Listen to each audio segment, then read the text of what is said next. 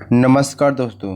अगर आप किसी भी एग्ज़ाम की तैयारी करते हैं तो ये वीडियो आपके लिए बहुत ही महत्वपूर्ण होने वाली है, क्योंकि इस वीडियो में हम करने वाले हैं आज के महत्वपूर्ण करंट अफेयर को, यानी कि जिसका नाम है डेली का डोज। यानी कि आज 20 अप्रैल है, तो 20 अप्रैल के महत्वपूर्ण जो क्वेश्चन है उसको हम करने वाले हैं। तो वीडियो को पूरा अंत तक जरूर देखें, और चैनल पर नए हैं तो चैनल को सब्सक्राइब करें, जिससे कोई भी वीडियो अपलोड की जाए आपको आसानी से मिल सके। तो चलिए हम शुरू करते हैं अपने क्वेश्चन को। तो यहाँ पर पहला क्वेश्चन आपके लिए है कि विश्व हीमोफीलिया दिवस किस दिन मनाया जाता है। ऑप्शन के रूप में है 14 अप्रैल, 15 अप्रैल, 16 अप्रैल और 17 अप्रैल। तो जैसा कि आप देख पा रहे हैं कि इस क्वेश्चन का जो राइट आंसर होने वाला है 17 अप्रैल, यानी कि विश्व हीमोफीलिया दिवस जो है वो 17 अप्रैल को मनाया जाता है। तो ये आप सभी जानते हैं कि हर साल 17 अप्रैल को विश्व हीमोफीलिया दिवस मनाया जाता है। तो हीमोफीलिया जो एक क्या है दुर्लभ विकार है, जहाँ मानव रक्त में क्या होता है कि सामान्य रूप से जो थक्का ये नहीं जमता है। तो ऐसा इसलिए है क्योंकि रक्त में पर्याप्त रक्त के जो थक्के की जो प्रोटीन की कमी होती है,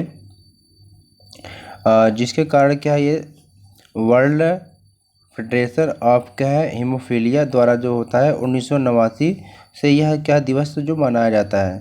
ठीक है, तो आप सभी जान जाइए कि 17 अप्रैल को विश्व हीमोफीलिया दिवस जो है ये मनाया जाता है। इसकी शुरुआत क्या है 1989 से हुई थी। सेकेंड क्वेश्चन यहाँ पर दे रखा है कि विश्व विरासत दिवस जो है किस दिन मनाया जाता है। 16 अप्रैल को, 17 अप्रैल को, 18 अप्रैल को या 19 अप्रैल को। तो विश्व विरासत जो दिवस है ये 18 अप्रैल को मनाया जाता है। तो आप सभी जानते हैं कि जो प्रत्येक साल क्या है 18 अप्रैल को दुनिया भर में क्या विश्व विरासत दिवस जो है मनाया जाता है। तो इस दिन को मनाने के पीछे लोगों का उद्देश्य यह है कि इस दिन क्या ऐतिहासिक एवं जो कुछ नेचुरल जो धरोहर होती है इनको संरक्षण और महत्व प्रदान किया जा सके। और विश्व जो विरासत दिवस है, और इसको क्या कहते हैं विश्व धरोहर दिवस भी कहते हैं। तो इस दिवस का जो थीम है 18 अप्रैल को 2022 का जो थीम है इसका नाम क्या है धरोहर और जलवायु। यानी विश्व विरासत दिवस जो 2022 में मनाया गया है इसका जो थीम है धरोहर और जलवायु। चलते हैं नेक्स्ट क्वेश्चन की तरफ। क्वेश्चन नंबर 3 है प्यारे दोस्तों कि किस राज्य के मुख्यमंत्री ने अप्रैल 2022 में भ्रष्टाचार विरोधी मोबाइल ऐप लॉन्च किया है। उत्तराखंड सरकार ने, या उत्तर प्रदेश, या गुजरात, या पंजाब ने।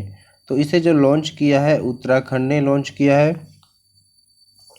तो उत्तराखंड के जो सीएम है वर्तमान समय में पुष्कर सिंह धामी जी हैं। इन्होंने अप्रैल 2022 में जो एक क्या है भ्रष्टाचार विरोधी जो है मोबाइल ऐप लॉन्च किया था, जिसका नाम है सतर्कता विभाग द्वारा विकसित यह किया गया था। और इसका जो नाम है 1064 भ्रष्टाचार विरोधी मोबाइल ऐप। यानी इसका नाम क्या है, इसका जो नाम है 1064 है। ठीक है, भ्रष्टाचार विरोधी मोबाइल ऐप है। ठीक है, 1064 भ्रष्टाचार विरोधी मोबाइल ऐप है।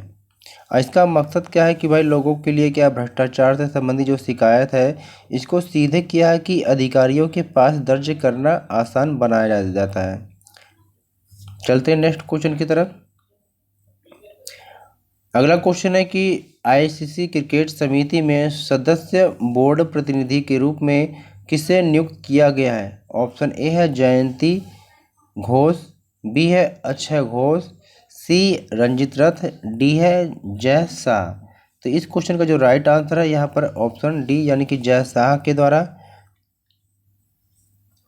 तो आप सभी जानते हैं कि बीसीसीआई सचिव जय शाह को क्या है आईसीसी क्रिकेट समिति में सदस्य बोर्ड प्रतिनिधि के रूप में क्या है नियुक्त किया गया है। तो महिला जयवर्धने को क्या है पूर्व खिलाड़ी प्रतिनिधि के रूप में फिर से नियुक्त किया गया है। यानी आप सभी जानते हैं कि वर्तमान समय में अगर देखा जाए तो बीसीसीआई के जो अध्यक्ष है वो क्या है सौरभ गांगुली है। ठीक है, और इसी के साथ ही क्वेश्चन 5 है कि सेना कमांडरों का जो सम्मेलन हुआ है यह किस शहर में आयोजित किया गया था। तो नासिक में, चेन्नई में, नई दिल्ली में, या देहरादून में। तो आप सभी जानते हैं कि जो सेना के कमांडर हैं इनका जो सम्मेलन जो हुआ है ये नई दिल्ली शहर में हुआ है।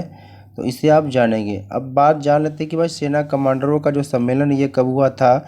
यह 18 अप्रैल 2022 को नई दिल्ली में आयोजित किया गया था। तो यह एक क्या शीर्ष स्तरीय द्विवार्षिक कार्यक्रम है जो हर साल अप्रैल और अक्टूबर में आयोजित किया जाता है। तो यह 5 दिवसीय सम्मेलन है, यानी कि 5 दिन चलने वाले हैं। तो भारतीय सेना के जो वरिष्ठ जो नेतृत्वकर्ता सक्रिय सीमाओं पर परिचालन स्थिति की समीक्षा करेंगे। ठीक है, आगे चलते हैं क्वेश्चन की तरफ। क्वेश्चन नंबर 6 है कि हाल ही में सड़क परिवहन एवं राजमार्ग मंत्रालय ने किस पोर्टल को विकसित किया है? Option A EDAR, option B EHOR, option C EDMR, option D EDOR। तो क्वेश्चन नंबर 6 का राइट आंसर हो जाएगा ऑप्शन ए EDAR। तो हाल ही में क्या है, सड़क परिवहन एवं राजमार्ग मंत्रालय EDAR नामक एक क्या पोर्टल विकसित किया है। यह पोर्टल क्या करेगा कि सड़क दुर्घटनाओं की तत्काल जो है जानकारी प्रदान करेगा, तथा जो दुर्घटना के मुआवजा जो दावे करते हैं उनसे क्या है तेज़ी से निपटने में मदद भी करेगा, जिससे क्या है पीड़ित परिवार को राहत भी मिल सके। बहुत अच्छा है, तो फिर ऐप है। और क्वेश्चन नंबर 7 है कि IPL इतिहास में 150 जो विकेट लेने वाले पहले भारतीय खिलाड़ी कौन बने? यानी IPL के इतिहास में 150 विकेट लेने वाले पहले भारतीय खिलाड़ी कौन बने? भुवनेश्वर बने हैं, रविचंद्र अश्विन बने हैं, या रविंद्र जडेजा, या बुमराह? तो ये जो बने हैं ऑप्शन ए है भुवनेश्वर कुमार बने हैं। यानी कि आप सभी जान सकते हैं कि भुवनेश्वर कुमार जो 17 अप्रैल 2022 को इंडियन प्रीमियर लीग यानी कि IPL के इतिहास में 150 विकेट लेने वाले ये पहले भारतीय बन गए हैं। यानी उन्होंने मुंबई के डॉक्टर DY पाटिल स्टेडियम में पंजाब किंग्स के खिलाफ क्या है IPL 2022 मैच के दौरान क्या था सनराइज हैदराबाद के लिए इन्होंने खेलते हुए यह जो है उपलब्धि हासिल किया था। और इसके पहले क्या है ड्वेन ब्रावो जो 174 और लथित मलिंगा ने 170 के बाद तीसरे नंबर पे ये बन गए हैं IPL में 150 विकेट लेने वाले तीसरे गेंदबाज। चलते हैं अगले क्वेश्चन की तरफ। क्वेश्चन नंबर आपका 8 है कि डेनमार्क के कोपेनहेगन में डेनिश ओपन स्विमिंग मीट में पुरुषों की जो आपकी है पुरुषों की 200 मीटर बटरफ्लाई स्पर्धा में स्वर्ण पदक किसने जीता है? विश्वनाथ सुरेश ने, या अमित पंघाल ने, या मिथुन मंजुनाथ ने, या साजन प्रकाश ने? तो क्वेश्चन नंबर 8 का जो राइट आंसर ऑप्शन डी हो जाएगा साजन प्रकाश ने। तो साजन प्रकाश जो ये है अप्रैल 2022 में डेनमार्क के कोपेनहेगन में जो डेनमार्क ओपन स्विमिंग मीट में पुरुषों की जो 200 मीटर बटरफ्लाई स्पर्धा में इन्होंने स्वर्ण पदक जीता है। 2022 के लिए अपनी जो पहली अंतर्राष्ट्रीय बैठक में स्पर्धा करते हुए प्रकाश ने घड़ी को 1.59.27 पर क्या इन्होंने रोक दिया था। आगे चलिए देखते हैं। क्वेश्चन नंबर आपका जो है 9 है। ठीक है, क्वेश्चन नंबर 9 क्या कह रहा है आपका कि अप्रैल 2022 में 71वीं सीनियर नेशनल बास्केटबॉल चैंपियनशिप में पुरुषों का खिताब किस टीम ने जीता? कर्नाटक, पंजाब, तमिलनाडु, या तेलंगाना ने? तो इसका जो खिताब है ये तमिलनाडु ने जीता है। ठीक है, आगे चलते हैं क्वेश्चन की तरफ।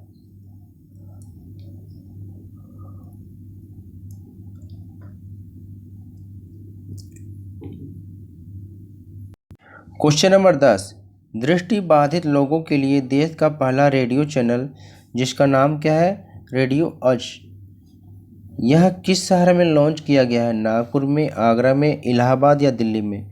तो यह जो ऐप जो लॉन्च किया गया है दृष्टिबाधितों के लिए रेडियो आज, यह नागपुर में क्या है लॉन्च किया गया है। यानी दृष्टिबाधित लोगों के लिए देश का पहला रेडियो चैनल जिसका नाम रेडियो आज है यह नागपुर में लॉन्च किया गया है। ठीक है, चलते हैं अगले क्वेश्चन की तरफ। क्वेश्चन नंबर 11 है यानी विश्व आवाज़ दिवस हर साल कब मनाया जाता है? 15 अप्रैल, 16 अप्रैल, 17 अप्रैल, या 18 अप्रैल? तो यह जो मनाया जाता है 16 अप्रैल को मनाया जाता है। ठीक है, चलते हैं अगले क्वेश्चन की तरफ। और जो इस बार ये मनाया गया है इसकी थीम क्या थी? अपनी आवाज़ उठाएं। यानी 2022 में जो विश्व आवाज़ दिवस मनाया गया है इसकी जो थीम है अपनी आवाज़ उठाएं। किस दिन हाथी बचाओ दिवस मनाया जाता है? 16 अप्रैल, 17 अप्रैल, 18 अप्रैल या 19 अप्रैल? तो विश्व हाथी यानी कि विश्व हाथी बचाओ जो दिवस यह क्या है, 16 अप्रैल को मनाया जाता है। यानी कि प्रत्येक वर्ष 16 अप्रैल को विश्व आवाज़ दिवस के साथ ही साथ क्या वैश्विक स्तर पर मनाया जाता है। ठीक है, इसी के साथ साथ क्या है, हाथी बचाओ दिवस भी 16 अप्रैल को ही मनाया जाता है। आगे चलते हैं। क्वेश्चन नंबर 13 है कि अप्रैल 2022 में इंग्लैंड के टेस्ट कप्तान के रूप में किसने पद छोड़ दिया? यानी कि कौन सा ऐसा खिलाड़ी है जो अप्रैल 2022 में टेस्ट कप्तान के रूप में क्या है अपना जो पद छोड़ दिया है? तो यह जो खिलाड़ी है, ऑप्शन ए है जो रूट है या बेन स्टोक है या जॉनी बेयरस्टो या जेम्स एंडरसन। तो क्वेश्चन जो 13 है इसका राइट आंसर ऑप्शन ए जो रूट हो जाएगा। यानी इन्होंने क्या है इंग्लैंड के टेस्ट कप्तान के रूप में इस पद को छोड़ दिया है। आगे चलते हैं।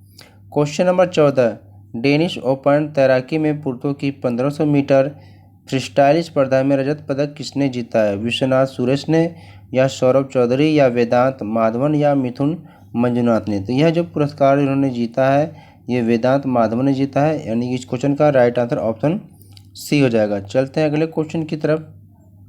क्वेश्चन नंबर 15 है कि किस राज्य सरकार ने पूर्व सैनिकों और युवाओं के लिए हिम प्रहरी यानी कि हिम प्रहरी योजना शुरू की है? तो यह उत्तराखंड सरकार ने शुरू की है या केरल सरकार या पंजाब सरकार या महाराष्ट्र सरकार? तो यह जो हिम प्रहरी शुरू की है यह उत्तराखंड सरकार के द्वारा शुरू की गई है। तो उत्तराखंड सरकार ने क्या किया, हाल ही में पूर्व सैनिकों और युवाओं के लिए हिम प्रहरी योजना शुरू की है। इस योजना के अंतर्गत राज्य की सीमा से लगे क्षेत्रों में पूर्व सैनिकों को बसाने की प्राथमिकता दी जाएगी। इस योजना का उद्देश्य उत्तराखंड से लोगों के प्रवास को रोकना है। क्वेश्चन नंबर 16 क्या है, 2022 में मैल्कम आदिस्यः पुरस्कार के लिए किसे चुना गया? प्रभात पटनायक, नीलमणि फुकन, आरिफा जोहरी, नरेंद्र मोदी। तो इस पुरस्कार के लिए प्रभात क्या है पटनायक को क्या है चुना गया है। तो प्रसिद्ध भारतीय अर्थशास्त्री और राजनीतिक टिप्पणीकार प्रभात पटनायक को 2022 के मैल्कम आदिस्यः पुरस्कार के लिए क्या है चुना गया है। तो इस पुरस्कार के राशि के रूप में 2 लाख रुपए की राशि भी अब प्रदान की जाती है प्रशस्ति पद के साथ। और यह जो पुरस्कार है मैल्कम और एलिजाबेथ आदिस्यः ट्रस्ट द्वारा प्रतिवर्ष क्या है एक उत्कृष्ट सामाजिक वैज्ञानिक को दिया जाता है। आगे देखते हैं क्वेश्चन की तरफ। क्वेश्चन नंबर 17 है कि भारतीय अंतर्देशीय जलमार्ग प्राधिकरण हाल ही में किस राज्य में जलमार्ग कॉन्क्लेव 2022 का आयोजन किया? असम, कर्नाटक, तेलंगाना, तमिलनाडु। तो इस क्वेश्चन का जो राइट आंसर होगा ये असम राज्य में किया है। चलते हैं अगले क्वेश्चन की तरफ। क्वेश्चन नंबर 18 है कि प्रधानमंत्री नरेंद्र मोदी ने किस राज्य में भगवान हनुमान की 108 फीट की प्रतिभा का अनावरण किया? यानी यह जो क्वेश्चन है आपके एग्जाम के दृष्टिकोण से बहुत ही महत्वपूर्ण है। तो इससे आप क्या है आप वेरी इंपॉर्टेंट लिख के नोट कर लें, क्योंकि ये क्वेश्चन पूछा जा सकता है। क्योंकि अभी हाल ही में प्रधानमंत्री के द्वारा क्या है रामानुजन का भी मूर्ति का अनावरण किया गया था प्रतिमा का। तो ये भी अब इसको जान के रखिए। तो ये गुजरात राज्य में है। ठीक है, यानी कि आप सभी जानते हैं कि प्रधानमंत्री नरेंद्र मोदी के जो द्वारा है 16 अप्रैल 2022 को गुजरात के मोरबी में भगवान हनुमान की 108 फीट की प्रतिमा का अनावरण किया गया। और यह मूर्ति हनुमान जी यानी कि 4 धाम परियोजना के तहत क्या है देश भर में क्या है 4 दिशाओं में बन रही 4 मूर्तियों में से दूसरी है। यानी कि श्रृंखला की पहली प्रतिमा जो है उत्तर में हिमाचल प्रदेश के शिमला में 2010 में क्या स्थापित की गई थी। और जो तीसरी प्रतिमा है यह क्या है रामेश्वरम में लगेगी। यानी आप सभी जान जाइए कि जो पहली प्रतिमा है वो लगी थी आपके हिमाचल प्रदेश में और जो दूसरी प्रतिमा है आपके ये लग रही है गुजरात में। ठीक है, इसी प्रकार से क्या है तीसरी जो प्रतिमा है यह रामेश्वरम में लगेगी। आगे देखते हैं क्वेश्चन नंबर 19, किस राज्य के मुख्यमंत्री ने घोषणा की है कि 14 अप्रैल को डॉक्टर भीमराव अंबेडकर जयंती को समानता दिवस या समथुआ नॉल के रूप में मनाया जाएगा? तमिलनाडु सरकार ने, या आंध्र प्रदेश, या उत्तर प्रदेश, या कर्नाटक सरकार ने? तो यह जो मनाने की घोषणा की है तमिलनाडु सरकार ने किया है। और आप सभी जानते हैं कि भाई तमिलनाडु के जो मुख्यमंत्री हैं M.K. स्टालिन है। ठीक है, चलते हैं आगे। क्वेश्चन नंबर 20 है कि किसने 14 अप्रैल 2022 को डॉक्टर भीमराव अंबेडकर पुरस्कार प्रदान किया है? तो रामनाथ कोविंद ने किया है, या बसवराज बोम्मई ने, या अमित शाह, या थावरचंद गहलोत ने किया है? तो इस पुरस्कार को इन्होंने प्रदान जो किया है यह बसवराज बोम्मई ने किया है। क्यों किया है? क्योंकि कर्नाटक के जो मुख्यमंत्री हैं ये बसवराज बोम्मई है। इन्होंने 14 अप्रैल 2022 को डॉक्टर भीमराव अंबेडकर पुरस्कार इन्होंने प्रदान किया है। उन्होंने यह भी घोषणा की है कि जो SC हैं और जो ST समुदाय के लोग हैं इनको क्या है 75 जो यूनिट का जो बिजली है यह फ्री प्रदान किया जाएगा। और उन्होंने यह भी बताया है कि प्रस्तावित 52 करोड़ रुपए की स्फूर्ति सौदा जो है कमजोर वर्ग के विभिन्न सेवा प्रदान करने वाले कार्यालयों में होगी। आगे चलते हैं क्वेश्चन की तरफ। क्वेश्चन नंबर 21 है कि किस दिन को विश्व कला दिवस के रूप में मनाया जाता है? तो आप सभी जानते हैं कि विश्व कला दिवस के रूप में जो है ये मनाया जाता है 15 अप्रैल को। ठीक है, आगे देखते हैं। क्वेश्चन 22 है कि हिमाचल प्रदेश दिवस किस दिन मनाया जाता है? तो हिमाचल प्रदेश जो दिवस है यह 15 अप्रैल को मनाया जाता है। इसको भी साथ ही साथ जानेंगे। ठीक है, आगे चलते हैं क्वेश्चन की तरफ। क्वेश्चन नंबर जो 23 है आपका कि किस राज्य के मुख्यमंत्री ने FIH सीनियर पुरुष हॉकी विश्व कप 2023 के लोगों का अनावरण किया है? तो इस लोगों का जो अनावरण जो किया गया है उड़ीसा के द्वारा किया गया है। तो इसको भी साथ ही साथ आप जानेंगे। ठीक है, तो चलते हैं अगले क्वेश्चन की तरफ। अगला क्वेश्चन यहाँ पर है आपके क्वेश्चन नंबर 24 कि किसने अप्रैल 2022 में टाटा डिजिटल के अध्यक्ष के रूप में कार्यभार संभाला है? तो ये जो कार्यभार संभाला है N चंद्रशेखरन ने संभाला है। तो इसको भी जानेंगे आप। आगे चलते हैं क्वेश्चन नंबर 25 कि भारत किस वर्ष स्ट्रीट चाइल्ड क्रिकेट विश्व कप की मेजबानी करेगा? तो भारत जो है स्ट्रीट चाइल्ड क्रिकेट विश्व कप की जो मेजबानी 2023 में करेगा। क्वेश्चन 26 बहुत ही महत्वपूर्ण है, इसे भी आप नोट कर लें इम्पोर्टेंट क्वेश्चन के रूप में, क्योंकि ये पुस्तक से संबंधित है कि the boy who wrote a constitution नामक पुस्तक के लेखक कौन है? तो इस पुस्तक के जो लेखक है राजेश तलवार जी है। तो इसे भी क्वेश्चन में वेरी इंपॉर्टेंट करके आप इसे नोट जरूर करें, क्योंकि क्वेश्चन में आप देख पा रहे हैं कि जो नई नई पुस्तकें आ रही हैं इनसे संबंधित जो क्वेश्चन आपसे पूछा जा रहा है। तो हमने आज के जो बहुत ही महत्वपूर्ण क्वेश्चन को कंप्लीट किया है। तो आपके लिए क्वेश्चन है कि विश्व जल दिवस कब मनाया जाता है? 22 मार्च को, या 22 अप्रैल को, या 22 मई को, या 16 सितंबर को? तो इस क्वेश्चन का जो राइट आंसर है आप कमेंट बॉक्स में ज़रूर बताएं। अगर आप हमारे चैनल पर नए हैं तो हमारे चैनल को सब्सक्राइब करिए और साथ ही साथ बेल आइकन को प्रेस भी करें, जिससे कोई भी वीडियो अपलोड की जाए आपको आसानी से मिल सके। और साथ ही साथ टेलीग्राम ग्रुप से जुड़ने के लिए हमारे टेलीग्राम ग्रुप लिंक को क्लिक करके आप ग्रुप से जुड़ें, और साथ ही साथ हमें इंस्टाग्राम पे भी फॉलो कर सकते हैं। तो ओके प्यारे दोस्तों, फिर मिलते हैं अगली वीडियो के साथ, तब तक नमस्कार।